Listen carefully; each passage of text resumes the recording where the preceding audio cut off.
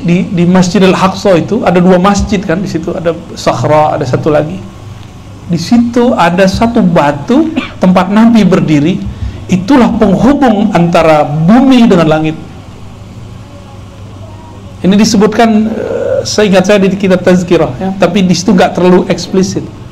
Bahwa semua orang nanti akan dikumpulkan di padang mahsyar pertama. Jadi bumi ini hancur lalu semua orang dibangkitkan. Ini sebelum naik ke padang mahsyar yang di sana ada mizan, di sana ada hisab. Itu dikumpulkan di situ. Itu terminalnya, terminal terakhir berangkat. Di situ. Maka Nabi Muhammad, para zuriat beliau yang mewarisi ilmu beliau, para ulama, para kiai, para guru itu sibuk cari muridnya. Ketika semua orang mengatakan, nasibku gimana nih? Egoisme tuh. Ya.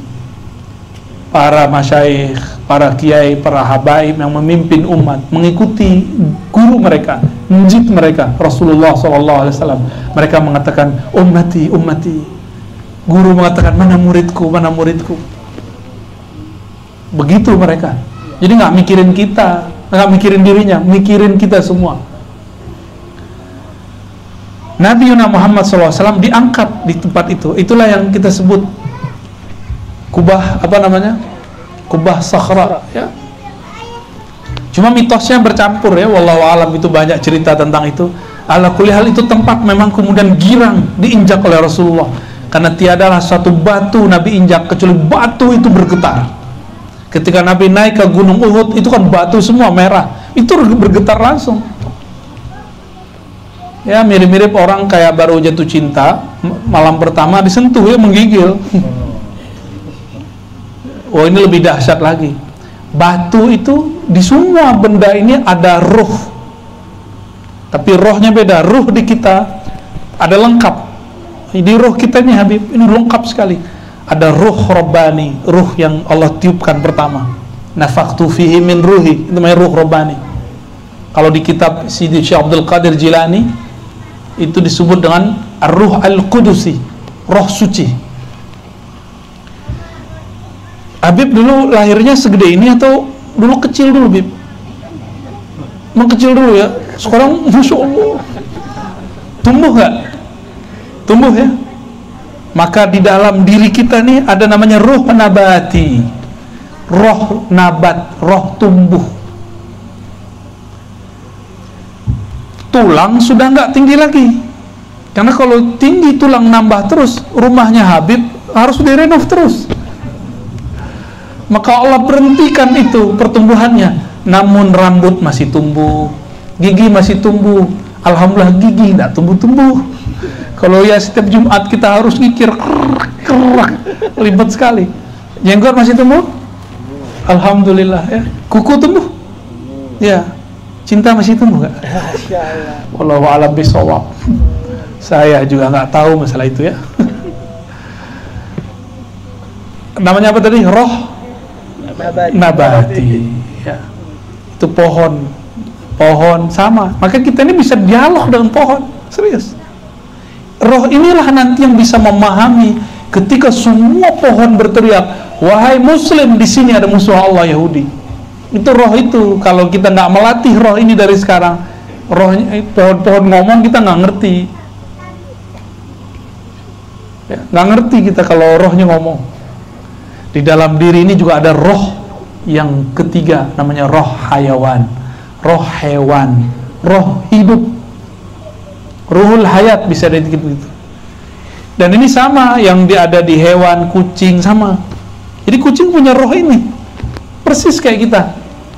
Bedanya dia tidak dapat roh kudus. Roh kudus itu isinya kolbu, akal, dan ruh yang murni. Maka ketika Nabi injak itu ada roh yang lain, namanya ruh jamad. Apa arti roh jamad? Roh di benda-benda yang dianggap orang tidak bergerak. Ini terjemahan Indonesianya disebut benda mati, nggak tepat. Jamad artinya sesuatu yang tidak bergerak. Kayak batu, tanah, bergerak nggak? Nggak bergerak. Berarti ada berapa roh di badan kita? Ada yang natet nggak dari tadi tuh? Kayak apalannya banyak aja. Satu apa tadi? Roh Kudusi atau Kudus. Ruhul Hayah atau Ruhul Hayawan. Yang sebelum itu Ruh Nabati. Yang keempat Roh Ruh Lelah Hayati. Gak nyambung ya. Ruh apa yang terakhir? Ruh Jamad. Ruh Jamad itu ada di bintang-bintang, itu ada semua. Ketika Nabi SAW jalan di suatu tempat, ada tumpukan batu ngomong, ya Sayyidi ya Rasulullah salam alaik. Itu batu ngucapin salam. Yang siapakah yang ngucapin salam? Bukan fisik batu itu, tapi ada roh di situ, namanya roh Jamad. Itu yang berdialog. Kalau kayak gitu kita mau maksiat di mana, Bib? Mau lari kemana kita? Kan kata orang kalau maksiat di bawah pohon gak ketahuan, di belakang batu, dalam goa, dalam kamar, ya salah. Di kamar itu kan masih ada bebatuan, ada pasir. Gak bisa kita lari kemana-mana. Semuanya hembusan Allah Subhanahu wa ta'ala. Betul-betul gak punya tempat kita mau maksiat, tapi kita maksiat juga kan. Inilah lemahnya kita, ini imannya kita. Nah, Nabi Muhammad SAW ketika menginjak itu batu, kemudian mengembang. Entah dia mau naik, mau ikut Nabi, wallahu alam. Dalam riwayatnya simpang siur. Yang pasti di bawahnya kemudian karena dia mengembang mau naik, dia menjadi bolong. Ya, saya ketemu ada mbak-mbak Palestina, cantik bu, di dalam. Jadi waktu kita datang ke sana dia lagi di dalam. Tapi karena dia mbak-mbak yang nanya, yang perempuan juga yang bisa bahasa Arab, ditanya, gimana? Kalau bahasa Mesir, Zayak gitu ya, Kefhalak gitu. Oh, ngomong macam-macam. Ternyata orang ini mahasiswi di kampus. Kalau dia nggak bisa menulis, nggak bisa mikir, dia langsung duduk di sana, langsung semuanya bisa dia tulis. Ini si perempuan cerita. Nah, pendek cerita, Nabi SAW diangkat ke langit, dibawa oleh buruk. Buruk itu Nabi nggak mungkin cerita kayak 6 air ya, Sriwijaya, Batik, Citylink, Siti Nurbaya, Siti Nurhaliza. Nggak mungkin Nabi cerita begitu. Nabi ceritanya apa? Ada kendaraan lebih tinggi daripada keledai, lebih rendah daripada kuda. Kayak kuda di Indonesia berarti. Oh, enggak juga. Kecepatannya di mana matanya terakhir berhenti, di situ dia nyampe. Ah, matanya dia kan suka-suka dia mau kemana? Itu matanya buruk, mau kemananya boleh. Buruk itulah dulu yang dikendarai Nabi Adam di surga, yang pernah dikendarai Nabi Idris di surga. Itu kendaraan para nabi di surga, diturunkan ke bumi untuk melayani Sayyidul Ardi wal Jannati, ya, penghulu makhluk di bumi, di langit dan di surga, Nabi Muhammad sallallahu alaihi. Si buruk ini merindukan beliau lama. Kapan Sang Muhammad datang? Karena buruk ini melihat kepada bidadari. Bidadari itu pembuluh darahnya tulisannya Muhammad, tapi bukan pakai huruf aksara Arab, aksara alam sana. Jadi ketika nabi-nabi masuk ke surga, mereka melihat kok jidatnya, pembuluh darahnya itu pancaran nur tulisan Nabi Muhammad sallallahu alaihi wasallam. Ternyata Nabi Muhammad bisa ditulis dalam banyak aksara. Contoh, mim ha mim dal bisa ditulis M U H A M M A da, ya kan? Kalau orang Turki nulisnya Mehmet, beda lagi kan? Di Cina bisa lagi pakai apa? Di Korea beda lagi. Kalau di Jawa ada namanya Hana Caraka, Data Sawala, itu saya pernah belajar. Unik juga. Ya. Tuh, kan antum bisa, Bib. Nama Nabi itu terlihat di pembuluh darah mereka. Bidadari. Maka bidadari itu adalah huruf-huruf Nabi Muhammad sallallahu alaihi wasallam. Kalau kita dekat sama yang punya huruf gimana? Gampang. Ya. Dikasih hurufnya. Ya. Betul. Ibu-ibu ini hurufnya bukan? Kayaknya bukan ya. Lalu si Buraq ini karena dia merindukan Nabi Muhammad SAW, ketemu Nabi, awalnya dia bingung, emang ini Muhammad? Bingung dia. Dikenalkan oleh Jibril, ini Muhammad yang kau tunggu-tunggu, yang saya juga tunggu-tunggu. Ternyata sang Jibril lama juga menunggu Nabi Muhammad Sallallahu Alaihi Wasallam. Beliau nunggu Nabi sambil sholawat. Nah, ini rahasia nanti. Nih, ingat-ingat ya. Kalau lagi nunggu ngapain, tunggu dengan sholawat. Tunggulah, habis itu ada keberkahan turun. Apa aja masalahnya. Yang di sono sholawat, di sini sholawat, kencang-kencangan sholawat. Ya, mana yang kuat sholawatnya nanti, itu yang menang. Sayyidina Jibril, karena dia bersolawat, dia dipilih oleh Allah untuk menjadi penghubung antara urusan langit dan bumi. Azazil nama iblis. Iblis itu dulu malaikat namanya Azazil, nggak mau solawat, maka tidak dapat jadi pemimpin. Ya, mau jadi pemimpin kan nih Pak Haji nih? Ya, biar diridai oleh Rasulullah, diridai oleh Allah, banyak solawat. Ya, insya Allah. Kalau Jibril solawatnya banyak. Angka-angka yang disebutkan itu cuma menunjukkan banyak, lebih dari itu.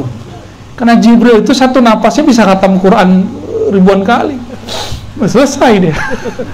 Karena sayapnya udah 360. Jadi dia sekali nafas, dia udah nyampe di mana? Satu kali nafas. Kalau kita bernafas-nafas, Fatihah satu aja nggak khatam. Ada yang lucu, Bib. Kawan saya dulu, mantan kita dulu ya, bukan mantan ini, bukan mantan cinta, bukan mantan teman. Ya, disebut sama dia. Kata dia apa? Fatihah satu napas bid'ah. Gitu ya. Cara bacanya gitu ya. Bid'ah.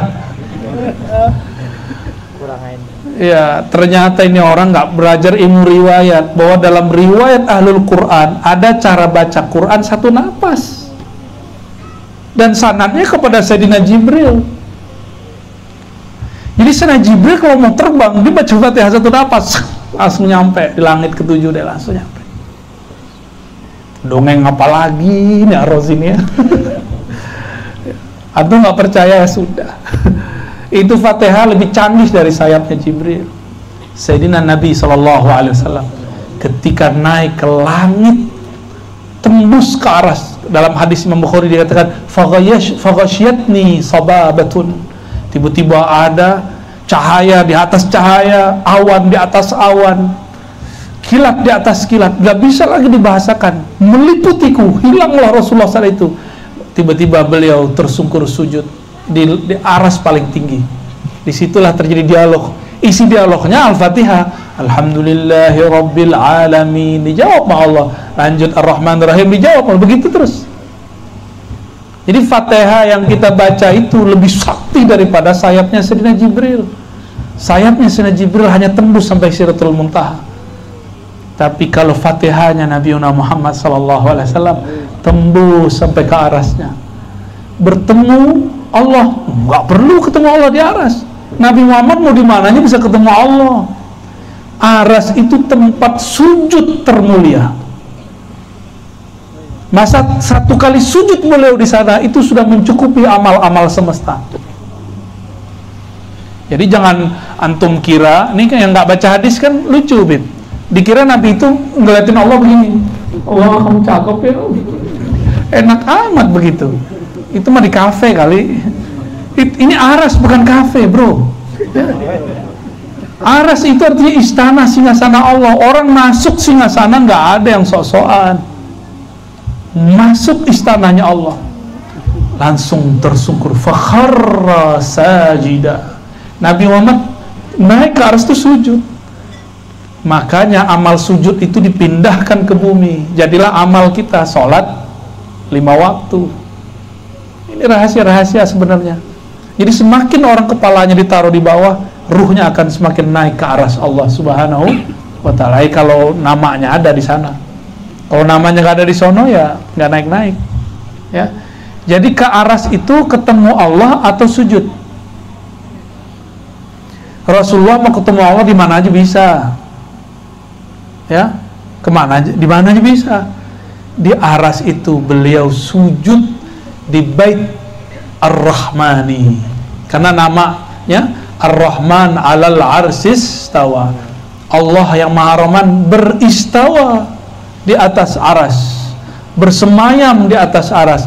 Maka saya istilahkan rumah Baitullah yang ada sana kan, ini replika daripada Baitul Haram, hitam-hitam. Baitul Ma'mur putih-putih, karena malaikat-malaikat semua. Sedangkan ini semua warna ada, tapi warna yang paling disukai Rasulullah adalah hijau. Maka Baitur Rahman warnanya hijau, hijaunya Rasulullah sallallahu alaihi wasallam. Itu namanya Al-Bait Ar-Rahmani. Nah, guru saya ada seorang wali, kita ketemu, dia menyebutnya Al-Bait Al-Ahmadi atau Al-Bait Al-Muhammad. Ini istilah-istilah aja ya. Kalau yang berminat silakan dicatat, diingat-ingat. Ya. Ini ada rekamannya. Nah, nanti diputer-puter ulang. Nama-nama ini perlu diingat-ingat. Kalau masuk istana Allah, ada istana di dunia. Kalau nama kita belum nyampe ke istana, nggak dapat undangan istana, boleh masuk nggak? Nggak boleh masuk. Maka nama kita harus ada di sana, baru bisa naik. Ya, nama ruh namanya, bukan nama jasad. Nama jasad, nama KTP, Rasulullah nggak punya KTP. Jadi bukan nama yang KTP ini yang akan kita bawa nanti ke sana. Itu nama ruhani. Itu yang akan dibawa, yang ditulis di sana itu. Setiap kita ada punya nama. Masalahnya udah dikasih tahu atau belum? Ya, ya gimana mau tahu ya? Jadi wali dulu. Baik, Nabi Muhammad SAW naik ya. Jadi jangan dibayangkan itu tempat bertemu Allah, tapi itu tempat sujud tertinggi. Saya mau tanya, sholat di Masjidil Haram banding dengan sholat di Pangkalan Bun beda berapa? 100? Kalau Madinah? Kalau Aqsa? 500. Kalau Bait Al-Ma'mur? Itu bukan 100, 1 juta. 1 juta itu Baitul Ma'mur. Jadi 1 kali sujud di sana sama dengan 1 juta kali. Ini cuma angka-angka biar paham aja ya. Wallahu yudha'ifu liman yasha. Ya, kalau sujud di Baitur Rahman, semua bilangan sujud alam semesta itu nilainya 1 kali sujud Rasulullah sallallahu alaihi wasallam. Jadi Rasulullah ini kalau turun di bumi nggak sholat juga nggak apa-apa, tapi beliau masih sholat. Untuk apa? Contoh untuk umat. Beliau udah sholat, kalau di sana ngapain lagi sholat di bawah? Kan gaya-gayaan aja tuh. Sholat di bawah itu cuma hadiah buat kita. Jadi sholatnya Nabi itu bukan untuk beliau lagi, sholatnya beliau untuk kita. Karena kita ini sholatnya udah gak khusyuk, udah gak konsentrasi, sok suci lagi. Maka yang harus banyak itu sholawat kepada Rasulullah. Jadi sholawat kalau akhir sholat itu bukan hanya Allahumma sholli ala Muhammad, kama shallaita ala Ibrahim, itu mah biasa. Banyak sholawat. Coba buka riwayat-riwayat itu, jenis-jenis sholawat yang bisa dibaca di dalam sholat. Saya kalau sholat sunat, saya baca sholawat yang panjang-panjang itu. Ada sholat Hashimiyah, Allahumma sholli ala sayyidina Muhammad dan Nabil Ummi. Gimana? Al-Hashimiyah Habib? Nggak apa. Ada sholawat Ummi, macam-macam sholawat. Rasulullah sendiri yang mengajarkannya. Di situ para ulama faham, para sahabat faham bahwa sholawat ini boleh dirangkum, boleh diramu sendiri. Tapi saya nggak berani. Sholawat yang kita pakai itu mesti turunnya dari sana. Ada yang lewat Nabi, ada yang lewat malaikat, ada yang lewat ruh. Jadi nggak boleh buat wirid sendiri, bid'ah itu. Ya, ini bid'ah beneran loh ya. Baik.